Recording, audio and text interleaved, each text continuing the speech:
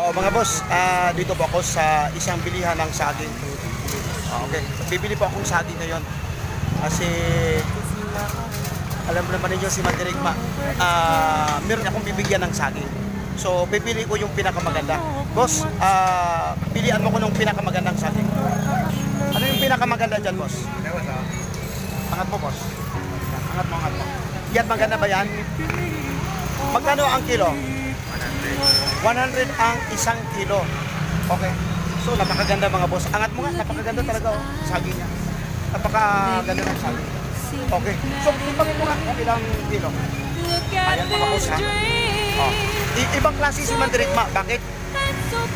Pinipili ko talaga ang saging na ang ibibigay para talagang sulit talaga sa mga subscriber ko. Saging yan ha.